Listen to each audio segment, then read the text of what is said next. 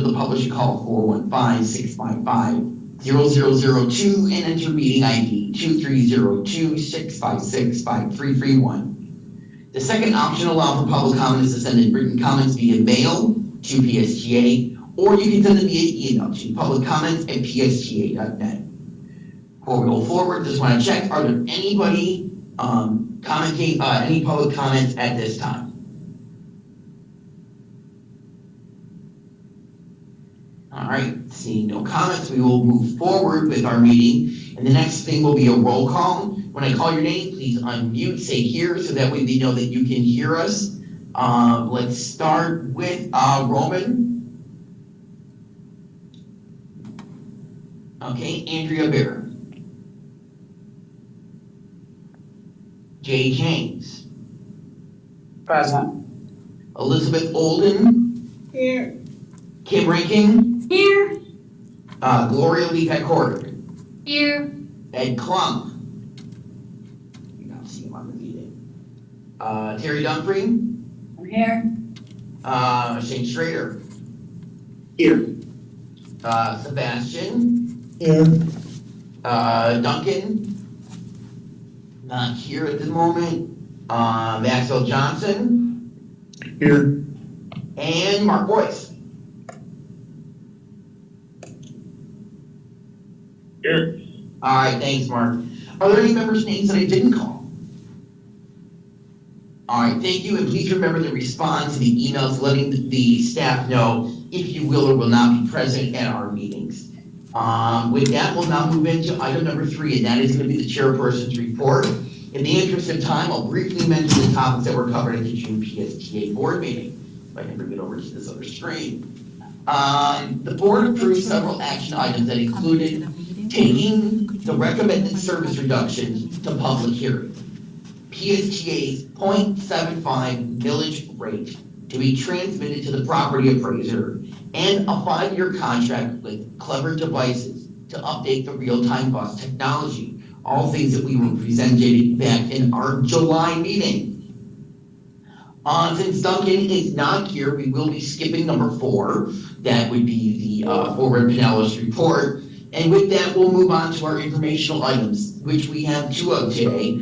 First is going to be the proposed service changes and adjustments in combination with our community bus plan survey. That will be Heather Sobush. Hello, and good afternoon, TRAC members. So yes, actually a little slight adjustment to this agenda item. We won't be going over the onboard survey results, but this is a presentation of the proposed fiscal year 24 budget-related service changes and some analysis we've done associated with this. So last month, we brought to the board, and the board approved a list of potential service reductions that would help us stay within the fiscal year 24 budget. We did bring more than what we actually need to cut to stay within budget. Today we're going to show you some analysis we've done in terms of some of the routes potentially maybe not being cut entirely, but being restructured to be more efficient. Some of the routes still being recommended for elimination in terms of our lowest ridership routes. And then some recommendations that maybe we are not wanting to make as much as the others. So I'll go through all of those route by route. Next slide, please. So a little bit of history. We have brought some of these same routes that are on the lowest performing route list to the board in the past when we were in similar situations and had to look at reducing the budget. Sorry, I don't know where my video went. So in 2015, we brought a number of routes to the board. A lot of public came and commented, and the board decided not to approve any of those recommendations at that time. Getting some feedback from someone in the car. And then in 2017, so over the 2 years between 2015 and 2017, we worked to identify alternatives for riders of the low performing routes, and we brought back those recommendations with those alternatives, some of which include the Direct Connect program, and then some of which included consolidating a couple of routes. Next. So these are the list. This is the list of service reductions that was voted on by the board to just bring out for public outreach at this moment. The final vote will not be until the September board meeting. So the top 6 routes on here, they're low performing routes. Our average ridership for a PSTA route is about 20,000 rides per route each month. These routes have below 2,000, some even have below 1,000 riders per month. And then we have a list of other options, which were reducing some trips on the 52LX, reducing the western portion of the Central Avenue Trolley, given that that only carries 30% of the ridership post Sunrunner, and the whole route itself did reduce in ridership about 50% after Sunrunner. Reducing frequency on Overton Road from 15 to 20, ending service at 10 p.m., and then incrementally increasing PSTA access fares, and then we are looking at whether we would want to eliminate trash cans at PSTA bus stops, so we eliminate the cost of trash collection. Next. So now I'm going to walk through each of the routes that are on the list and describe what alternatives might be available to riders, and then just a little history of the type of route it is and the type of service it provides. Central Avenue Trolley, as I mentioned, only 30% of the ridership since the Sunrunner launched is west of Grand Central. There are alternatives for riders. They can take the Sunrunner if they need to go between Grand Central and Beach. If they're going to Tyrone, they can still take routes 18 or Route 52. And then Pasadena, you can take routes 79. Next, please. And this is a graph of ridership trends. And so you'll see here we have pre-pandemic, pandemic, a period of free fare. So during the free fare period, in the second half of the pandemic, we see some ridership increase. Post-pandemic, definitely had not recovered, and then further reduction in ridership following the launch of the Sunrunner, with many people shifting to that faster service between downtown and the beach. Next, please. Then we have Route 90, and this is a route that serves primarily riders that are traveling between South St. Pete near Roy Hanna to St. Pete Beach, and many of them are, the far majority work in the hospitality industry. A lot of the ridership goes specifically to the trade wind stops. And so it only operates 4 days a week. It has low ridership overall, but it's very productive. Those trips that do operate have ridership. So what we're proposing for this route, because we do think it's really important for the workers using this route, is to restructure it. And right now it's a giant loop that goes to Grand Central and all around. And so restructuring this route so that it travels bidirectionally between South St. Pete and 75th and Gulf. I think that would be a better service for the majority of riders who presently use that route, and people that need to get to Grand Central have options in terms of the Sunrunner and then other service on the Central Avenue corridor. Next, please. And here's the ridership of Route 90. Did see a drop during pandemic, didn't fully recover, but as you see here, it's pretty steady, a little bit of a drop with Sunrunner. Perhaps some people have switched to the Sunrunner if they had been coming from the Grand Central side of the route. Yep, next. That's all there's to that. And then we have Route 58, and this route travels from Gateway Mall along the Bryan Dairy Corridor. It does serve Carolyn with a few trips, and then it goes over to Seminole Mall and St. Pete College Seminole campus.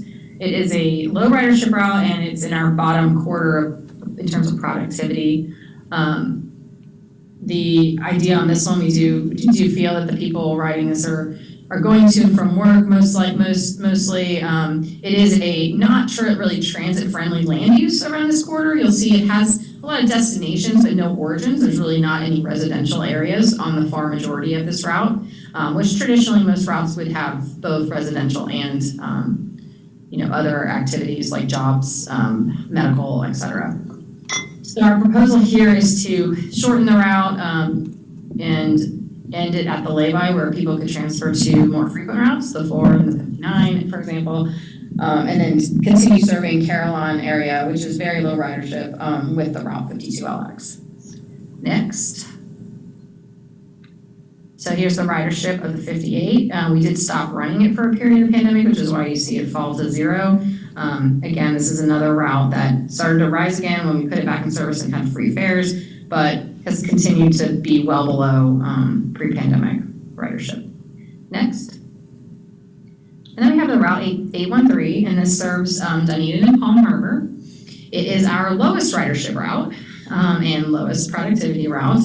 It operates hourly and kind of travels through very suburban, non-transit supportive land uses. It does serve Dunedin High School and Palm Lake Village, but perhaps both of those destinations are better served by Route 61, which has more frequent service, goes to both Park Street and Countryside Mall. So it may be that people from those areas, we actually know Route 61 is serving a lot of Dunedin high schoolers, and then perhaps the Palm Lake Village riders are also using Route 61. And Bob here and his outreach team are going to be talking to riders on many of these routes. Next. Again, here's a ridership graph for the 813.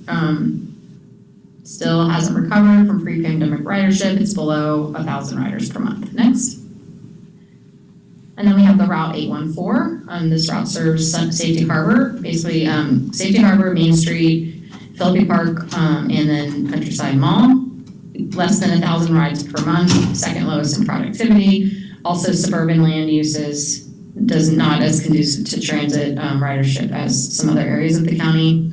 What we would propose for this route is to develop a new PSTA branded pilot mobility service. We would use our existing vendors, our First Transit fleet, and then cover the existing route, but in a more flexible manner. So really looking at when people need to use the service, what times of day, and how we can still fulfill their need to get between Safety Harbor and Countryside Mall, where they may, in all likelihood, be transferring to other routes. Next. Now we'll show the ridership of the 814. It also did not recover pre-pandemic. The spike was when we started adding fares, and then it just didn't recover from there on out. Next. This is the Route 32. This route travels in downtown St. Petersburg. It acts like a circulator. It goes in one direction, and it serves St. Anthony's Hospital, John Knox housing, and then just the general downtown area. We propose that this route be eliminated. There are a lot of other routes downtown. Routes 9 and 60 serve St. Anthony's. Route 9 is also a 30-minute service. And then both Route 9 and the Sunrunner serve John Knox apartments within 2 blocks. Next. Here's the ridership graph for this, and you do see a little bit, it kept falling post-pandemic, and then you see a little bit more of a drop after the Sunrunner. We are, in the graphs you see in this presentation, when they have a Sunrunner line, that's where we think some of the ridership may have shifted. So we believe some of the ridership may have shifted to the Sunrunner. Next. Then we have Route 5. Route 5, if some of you recall, used to run from downtown west. Then when we modified to Route 9 some years ago, we took the portion of Route 5 that was most productive, which was the eastern portion between Grand Central and downtown, and added it to the Route 9. So then we get better service, so 30-minute frequency instead of hourly. That continues to do well. Route 9 is doing well, but the western portion of Route 5 is very low performing, lower than 1,000 monthly rides, bottom quarter of productivity. And the alternatives that we've identified for that service is the Route 7 on 9th Avenue North, so a couple blocks north, sorry. Ridership for Route 5, just like many of the other graphs, really did not recover after the pandemic. Very low ridership, and then perhaps some ridership shifting to the Sunrunner as shown here. Next. This is a route that we propose making not an entire elimination of, but some cuts to. So this is Route 52LX, and it's an overlay service on top of Route 52, serving 49th Street, East Bay, connecting Grand Central to Park Street. It has peak hour service on weekdays, and it does serve the Carillon Loop. We propose to just reduce the number of trips on the 52LX. Route 52 serves the same stops, so people can shift to that service. And we feel this is viable. Only about 10% of the total core ridership is on the LX. The majority is on the 52. Next. And then we have a proposed span and I guess I should say, we're bringing to the public a proposal to reduce span and frequency on a couple routes. On the Route 59, on Almerton Road, we were proposing reducing frequency from 15 to 20 minutes. And that would affect about, 33,000 riders a month. And then in terms of span, reducing span of the entire system except the Sunrunner by ending all regular service at 10 p.m. I don't know why my video keeps turning off. But however, when we talk to riders, our survey from the last bus plan in 2018, general community feedback, people tend to want more weekend service, more frequency, and more evening service. So, those have consistently been some of our goals, is to have span and frequency be priorities. So we're proposing at this time to not make those changes. Next. And then in terms of, you saw this last month, but in terms of the PSTA access program, incrementally increasing the fares, basically, so the first 2 MOD trips will remain at $3.50 each, third and fourth trips will go up, and then fifth and additional trips will go up further. This is to try to reduce demand for PSTA access, which has grown dramatically over the last 2 years. Next. So in summary, we're proposing that we eliminate the 4 lowest ridership routes and restructure 2 of the other routes, that we make the Central Avenue Trolley and other route reductions, maintain the frequency and span, and then incrementally increase PSTA access fares. And with that, I will be happy to take questions. All right, Heather, thank you very much for that presentation. I do have a quick question, and then we'll go to Gloria. I thought about this today. Is there any other route besides 52 that can be rerouted or extended to continue serving Carillon? Because, I work here in Carillon. I'm over in the Franklin Templeton Tower right now, and there's all these apartment buildings going up, and people who work in this building till all hours of the day. I work 10 to 6. So, sometimes a bus that comes through here at 9 and 5 isn't really going to work for me and many others.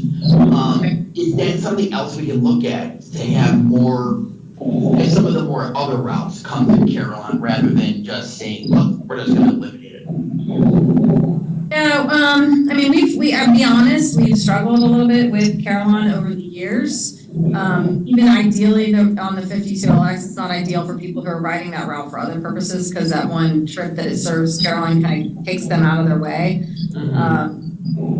We used to have it on Route 11, then we had the 52LX, and then we have those few trips on the 58. So, we can continue to look at it. We do have, obviously, the bus plan going on right now. The results will be available soon, and I'm sure we'll start looking at that area.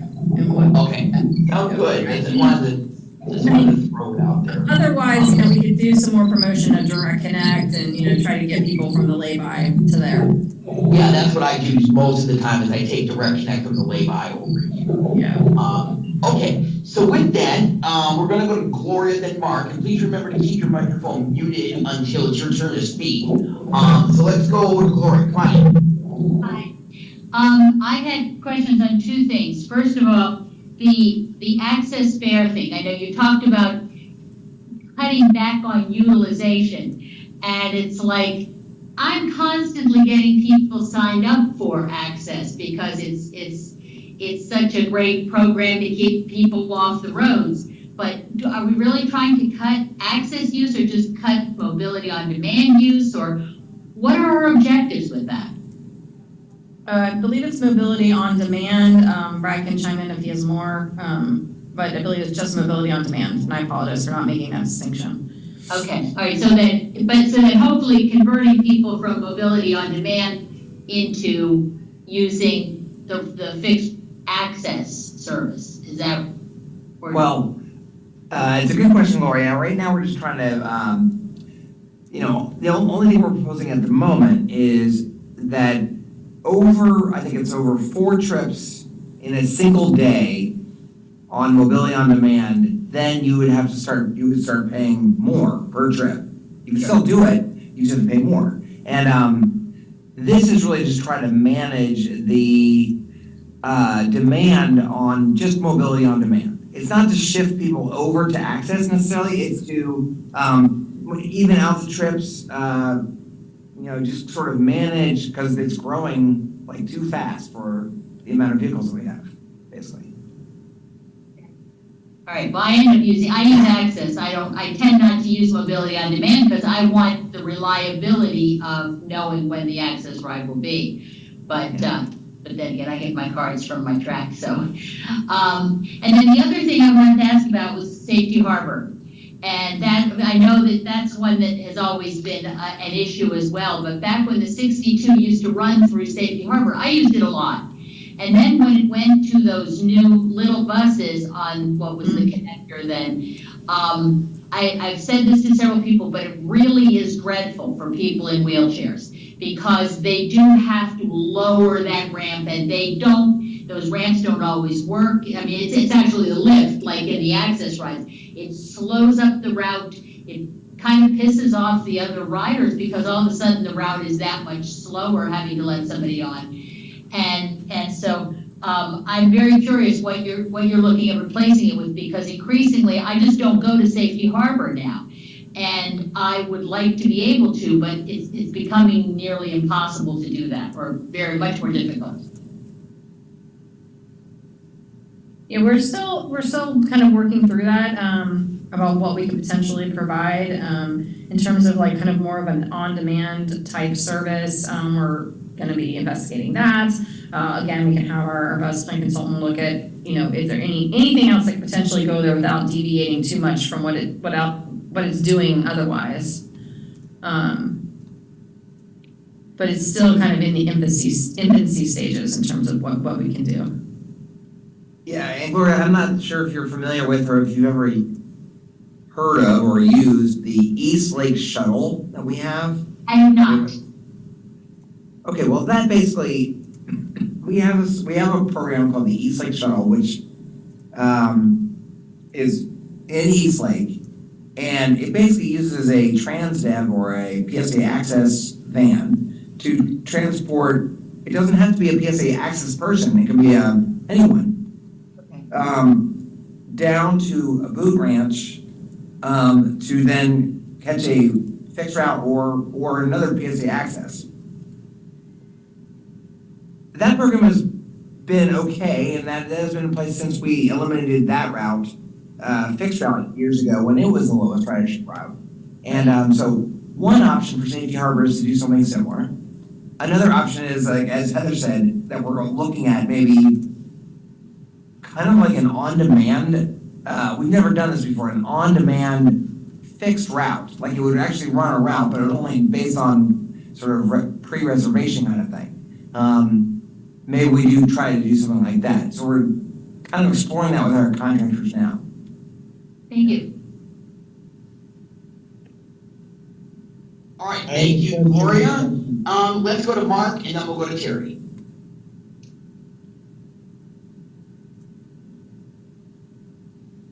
I was just wondering, do we have access to the amounts of money that we would save by doing the cuts or eliminations? Like, can you tell us how much are we saving by going from 15 minutes? Oh, never mind, we're not going to cut 59, but say the 58. Do you know how much each one is going to save by doing that?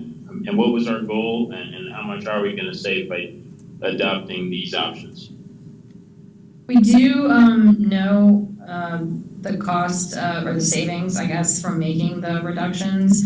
It totals, I think, not including trash, it totals about 1.2, 1.3 million.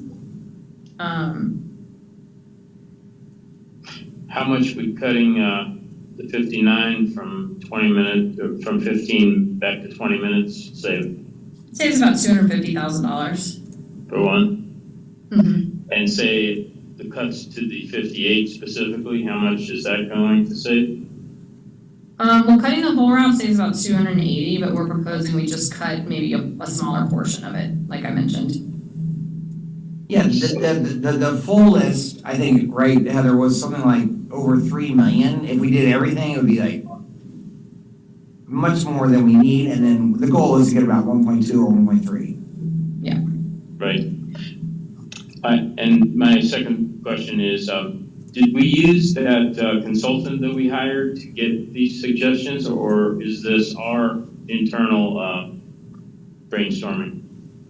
This is our internal analysis, again, starting with our lowest ridership and lowest performance routes. And then we tried to identify some other route changes that would maybe have minimal impact on ridership. So this was our analysis. It is consistent with our last bus plan in terms of those recommendations. And then over the course of the next year, we'll be developing the recommendations from the current bus plan. Yeah, with the consultant, you mean? Yes. Yeah, and then that should save us more money if we adopt their recommendations, correct? Not necessarily. They'll do some scenarios. So they'll have maybe a cost reduction scenario, a cost neutral scenario, and then a incremental improvement in service scenario. So what routes we would improve, if we get additional funding. Right. And I'm sorry, this is a third question, but Oh, you're fine. last week, or not last week, but last month, when the at the end, I felt bad I feel bad for everyone that has to deliver bad news, but the poor folks Oh, who you had disappeared. Are you on mute? No, I'm here. Can you hear me? I can't hear anymore. I Can you can hear? Sorry. Yeah, I can hear you. Still on. Sorry, I'm over near Okay, sorry about that. Cape Canaveral. Sorry about that. That was me. I missed your last question. That was my fault. Oh, okay. Sorry, that threw me. I felt bad for the folks who have to make these recommendations. I know it's not popular, and then you get beat up by us, and then, it's different levels of brain damage. But I felt especially bad for those poor people who had to come on after all the bad news and do the presentation, say we need to spend whatever the huge amount of money was to put new computers into the buses, But it was a huge sum of money, and no offense to them or anything like that. I know that computers are absolutely crucial, but it just seemed to me that there's maybe a way to research that more and get better options, even if it's phasing out some of the buses that need the most expensive upgrades because they're so old, like he was telling us. But it seemed like that was a huge amount of money that we needed to spend, and maybe we don't. And I was just wondering if they could maybe look at that instead of cutting, like I feel bad for Mark losing his coverage of the loop in out in the industrial park there. So, and 58, I use, so. I know it's just personal, and I know everybody needs to make sacrifices, but I was just thinking it sounded like a lot of money to spend on old buses to put the latest and greatest computers into them. But anyhow, thank you so much. Thank you. Thanks for those comments, Mark. Let's go over to Terry.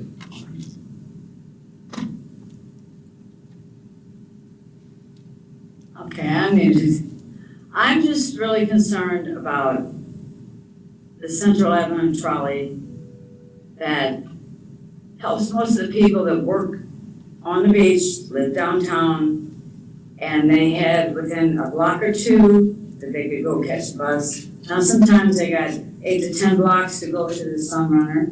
And of course everybody's been using the Sun Runner and they love it and I love it.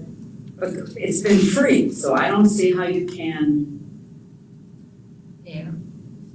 I didn't know if I was on that. Justify the use of the Central Avenue trolley, which is the basic heart of downtown St. Pete, to St. Pete Beach, which when we lost the Route 3 that went to Treasure Island, not because of PSGA, but because of the clock tower they put on Central and Treasure Island, made a big difference to all the people on the beach to keep it open, but they could get to the trolley that goes up and down to Clearwater.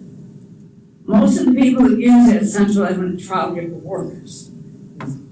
Sun Runner is great for tourists, and it's great for everybody going to games. I've used it many times, many times, and so are other people. But I think the Central Avenue trolley should not stop at 34th, just like the 18 all the way from Clearwater downtown to downtown St. Pete. That's where they need the main line. That is the heart of PSTA. And the 18 stopping at Grand Central, and people have to get on something else when they got to go to work. A lot of the routes to the beach, I know can be maybe not every 15 minutes or maybe not as often, but I think the Central Avenue trolley is really important. That's all. Okay, thank you for your comments. I have a question, Mark. Okay, so we're gonna go to Jay, and then after that, we'll go to Sebastian. Thank you.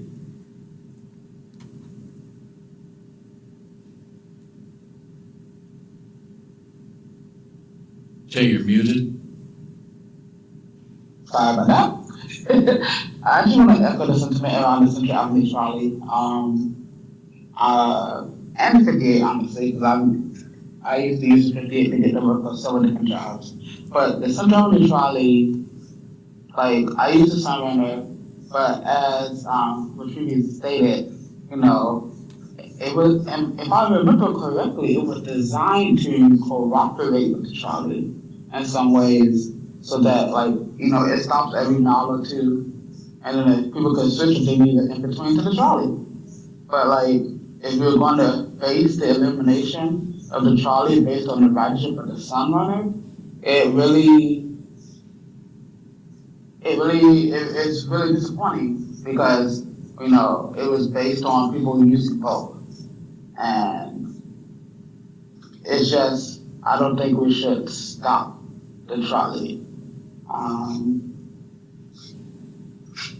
Like, really, maybe reduce the route Spontaneous Central to the beach, but like the frequency, because right now I think like every 20 minutes or something like that at a certain time. But to eliminate it completely is really, I just don't support that. Yeah. All right, thank you, Jay. Let's go to Sebastian and then Maxwell. Heather, Yes. my question is about the 90, okay? You have the numbers, I don't. Are you proposing cutting out service to Don Cesar totally? No.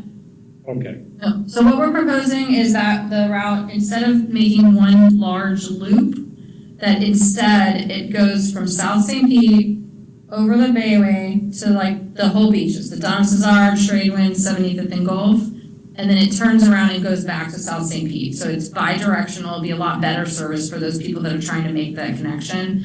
And then for those that need to get to Grand Central, they can use the Sunrunner. Okay, so the Don Cesar is still on the loop. Okay, great. Yes. Okay, thank you. All right, let's go to Maxwell. I also want to echo what Teresa was saying about the trolley and about the 18 as well. It's very important to be able to get between downtown and Grand Central, because so many people live in downtown, so many people live, if you live in anywhere along 4th Street, you need to be able to get east and west, and to reduce the options for going east and west to just the Sunrunner would be devastating.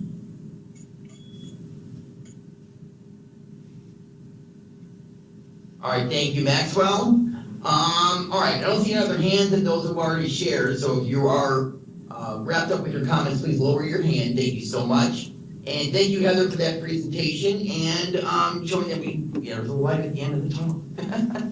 Thank you all. Okay, with that, we're going to move on to our next agenda item, which is 5B, and that's going to be the Sunrunner transit-oriented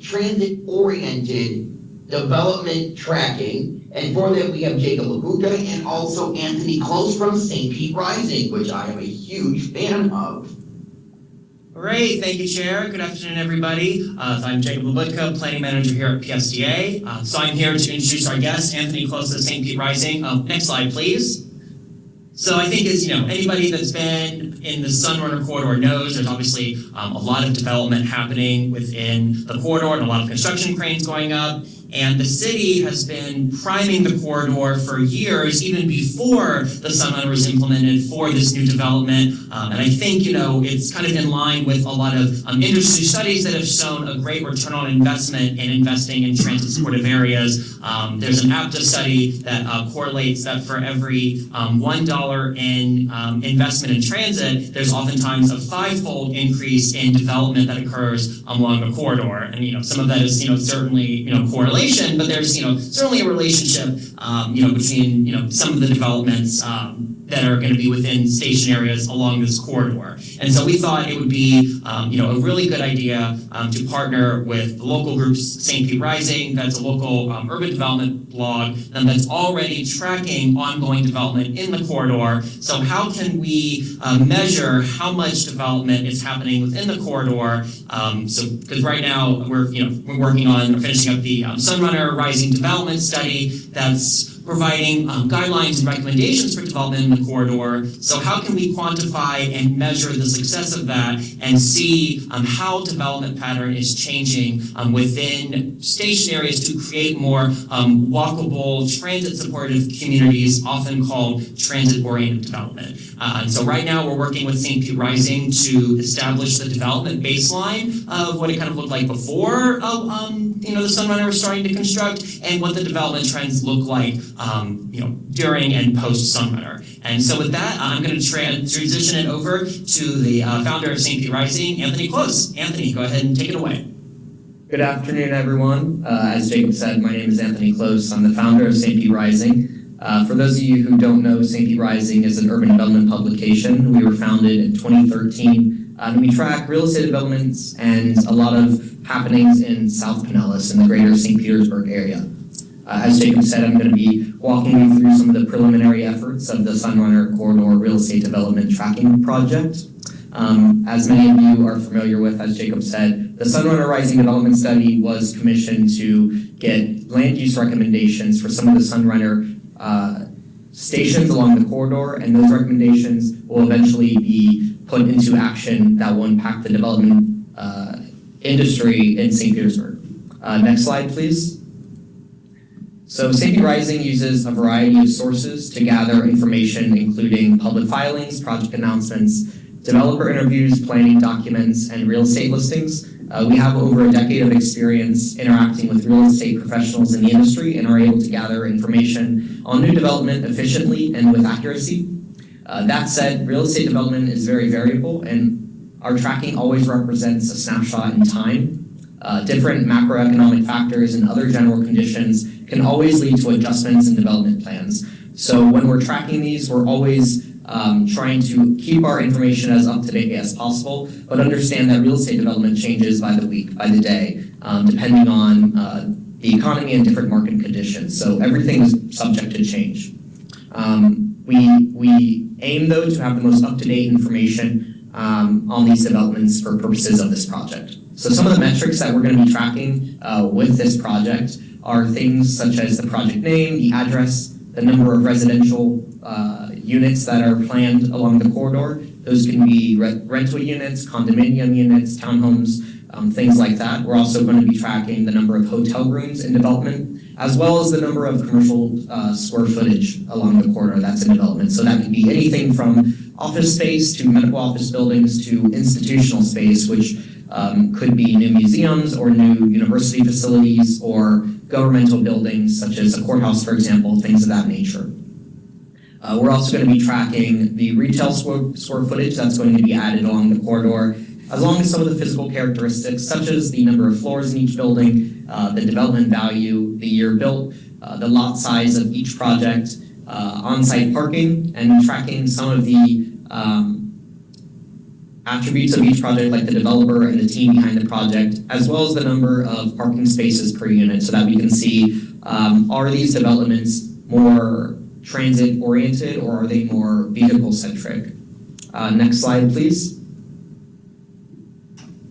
So here's a development map that's an overview of the projects that we're currently tracking along the corridor. As you can see, existing real estate development is weighted heavily towards downtown St. Petersburg side of the corridor due to existing land use allowances, with opportunities for new development on the western side of the corridor using the Sunrunner Rising Development Study land use recommendations.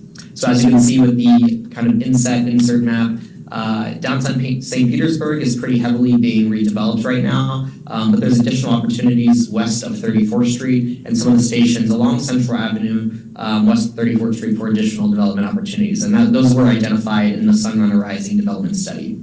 The land use in downtown St. Petersburg is obviously more conducive to redevelopment, while the western half is more heavily bound by single-family zoning, and development opportunities in that area primarily have to exist directly on the corridor and in commercial districts. Next slide. So our baseline tracking, we've researched 76 projects along the corridor within a half mile of the downtown and urban denoted stations in the Sunrunner Rising Development Study, and a quarter mile within the village and neighborhood denoted stations. If you recall from the Sunrunner Rising Development Study, they corresponded each station with the different attributes of the land use around those projects. So we're treating those slightly differently because of the redevelopment potential and also the walkability of each of those stations. The baseline will be used to track ongoing development trends along the corridor. So we are creating this baseline, and then moving forward, we'll bring you updates on changes in this baseline and changes along the corridor. Our preliminary tracking indicates the following development activity along the corridor. Residential units in development in excess of 12,500 units, hotels in development over 2,000 rooms, commercial space in development over 2 million square feet, with a total development value of over 7.5 billion. I will note that there's several large mixed-use developments along the corridor in the works, most notably the redevelopment of the gas plant district that are shaping some of these statistics. But these projects range from small townhome developments to larger condominium towers and medical office buildings, and they vary widely along the corridor. Interviews with local developers have identified the Sunrunner stations as beneficial for site selection. So we're starting to see within the development community this aggregation around these Sunrunner stations because of their development potential. Real estate listings and land and property listings along the corridor have begun to include the Sunrunner as a neighborhood amenity, showing that there is increasing value placed on this transit corridor as an amenity, the Sunrunner becoming an amenity, which is something that we haven't quite seen in other transit lines in Pinellas. Next slide. So some examples of the ongoing existing development along the corridor include projects like Orange Station, which is proposed along Central Avenue in the Edge District. It's a mixed-use office and affordable housing project, which will also contain a hotel. Another project in the works currently is the Residences at 400 Central, which is set to be a luxury condominium tower. And then there's also non-residential uses like Bayfront Health's medical pavilion that they're building that's going to be a cancer center on their campus in downtown St. Petersburg. Obviously, these examples are all from downtown St. Petersburg because that's where the most development activity is happening right now. But there are examples throughout the corridor of other development currently ongoing. Next slide, please. So some of the development trends along the corridor, as I mentioned, are largely focused on downtown St. Petersburg, but that has increasingly moved westward into the Edge District, into the Grand Central District, as demand has warranted new development in those areas. There are major development opportunities in the Union Central District and in the Warehouse Arts District that will add mixed-use development opportunities in the coming years. As some of you know, the City of St. Petersburg has already begun discussions on land use changes from the Sunrunner Rising Development Study for the 22nd Street and 32nd Street stations. So those land use changes are in the works, and hopefully once those get implemented, we will see increased development activity at those two stations. In the future, they hope to implement some of the other land use changes along the other western St. Petersburg stations from the Sunrunner Rising study. Development in St. Pete Beach is going to be focused primarily on hospitality projects, understandably so. And while there is capacity for redevelopment in places like St. Pete Beach and South Pasadena, the appetite for that redevelopment is going to be largely dependent on the community's interest in redevelopment. So next slide, please. As I said, this was a preliminary baseline of some of the activity that we're seeing along the corridor, and we're going to be able to track this on an ongoing basis and measure some of these trends along the corridor and see, what are developers treating, the Sunrunner? How are they treating it and seeing it as an amenity for their real estate development projects? And how is the Sunrunner Rising implementation going along the corridor? So with that, I will open it up to any questions and look forward to coming back in the future with more updates on this and welcome any questions or comments. All right, thank you for that wonderful presentation, Anthony. And we'll open it up to the committee. If anybody has any comments or questions, please raise your hand. Let's start with Mark Boyce. Yes, sir. Thanks for coming. I was just wondering, your organization is called St. Pete Rising? Yes, that's correct. Who is that a private organization or is it a government? It is a private organization. And the people that put this together what is their objective? To bring development into certain areas of mountains or?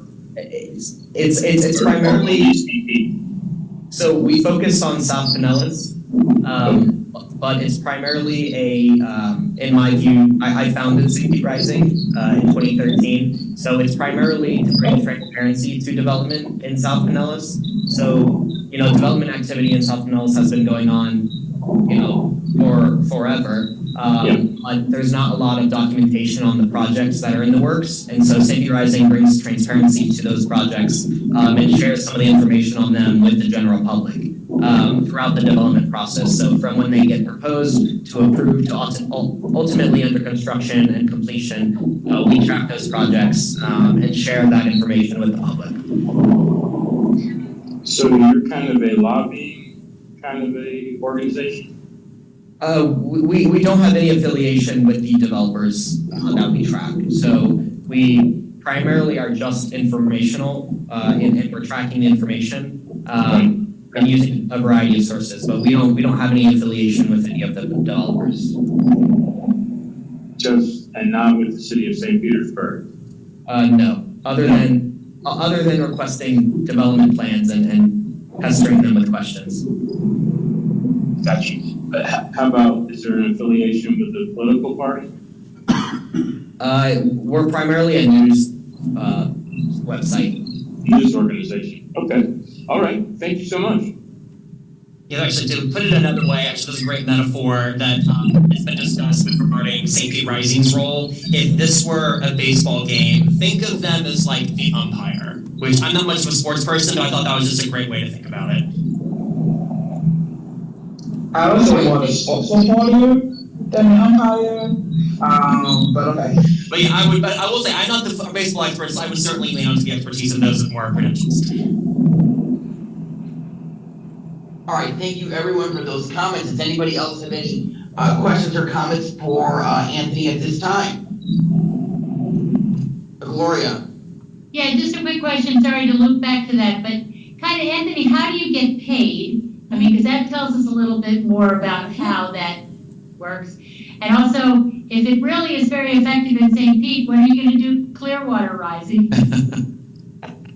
That's a great question. I would love to track all of the development in Clearwater because there is a lot of development going on there now. To answer your first question, we are paid primarily by what we call our community sponsors, so advertisers that exist on the website.